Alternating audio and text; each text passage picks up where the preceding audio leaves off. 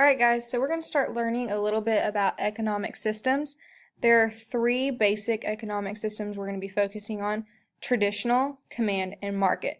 So first let's learn a little bit about a traditional economic system. So one key concept we need to learn about before we fully dive into the economic systems is scarcity. Scarcity is the root of all economic systems. Scarcity is the limited supply of something. So there is not a single country in the world that has an abundance of all the resources that people want or need. For example, everybody in the United States relies heavily on gas to run their cars, to get to work, to get home, to get to school. Well, gasoline is a natural resource that there's a limited supply of. And when the supply is getting used up more and more, the price of gas goes up and up. So that's why we see at times of hurricanes and natural disasters, when there's emergencies, the ability to get to these resources decreases, and so the scarcity of the item makes the price go up. So because of this, countries must make a plan on how to use these limited resources. This plan is called an economic system. When developing an economic system, each country asks themselves three basic questions. They want to know what goods and services will be produced within their country, how will goods and services be produced, who will consume those goods and services. So the way that the countries answer these questions is what determines if they're a traditional, command, or market economic system. So let's see how those questions are answered and how they result in those three kinds of systems. In a traditional economic system, all economic decisions are made based on customs, traditions, and beliefs. People in these countries will make what they always made and do the things their parents always did.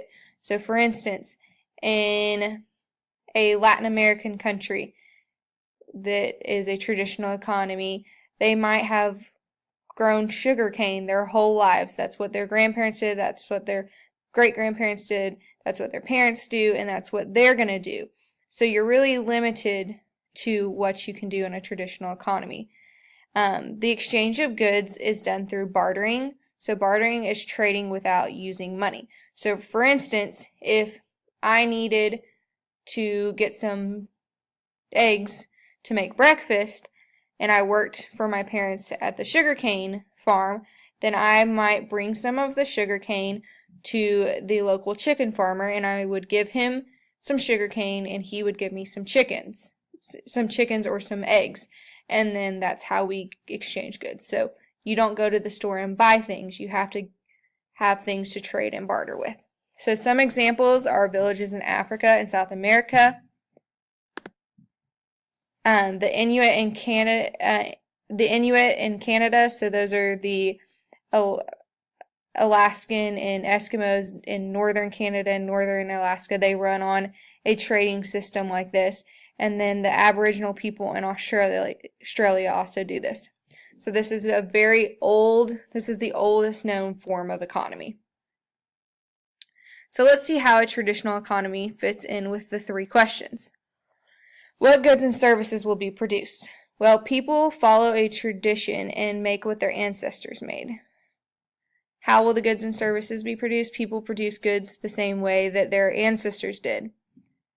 And then who will consume these goods and services? People in the village who need them. So this is a smaller economic system. Then we go on to command economy.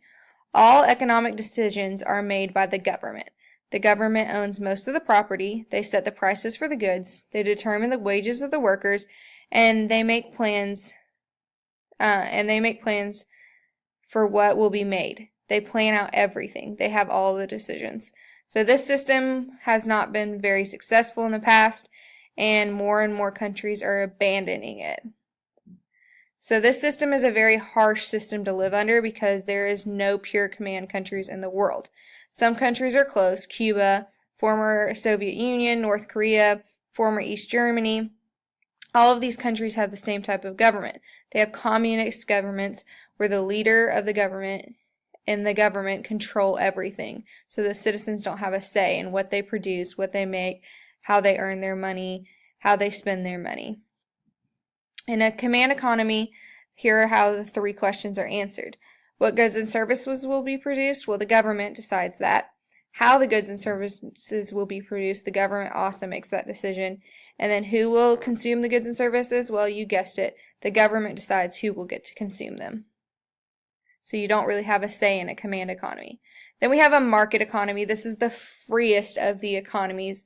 Economic decisions are made based on the changes in prices that occur as buyers and sellers interact in the market. So the buyers and the sellers work together to make these decisions. Free enterprise helps make these decisions. Free enterprise is the competition between companies, so the shifts in prices and goods. So for example, if a Shell gas station lowers their price to $2 a gallon, and then everybody's going to go to Shell service stations to buy gas. So then the other types of gas stations are going to also want to lower their prices so that people will come there. So the buyer gets to choose where they buy from, and that'll lead how the companies drive their prices. The government has no control over the economy. Private citizens answer all economic questions. So, what goods and services will be produced in a market economy? Businesses owned by private citizens based decisions on supply and demand and free enterprise, aka you follow the money. How will goods and services be produced? Well, businesses who are owned by the people produce those, and then who will consume these goods and services? The people, the consumers, get to choose what they buy or don't buy. So in a market economy, it is truly a free market economy. The government would not be involved at all, which is kind of scary. There would be no laws to make sure goods and services were safe. So for instance, in the United States, we have certain laws for making food that the companies have to follow that make our food, and so this helps us ensure that we're getting the right things we need and that there's no salmonella or nasty things in our food. There would be no laws to protect workers from unfair bosses. Because of this, there's no pure market economy, but some countries are closer than others. Some examples are the US, the UK, and Australia. And so that's pretty much the summary of traditional, command, and market economies. You want to make sure that you can answer those 3 questions for each economy.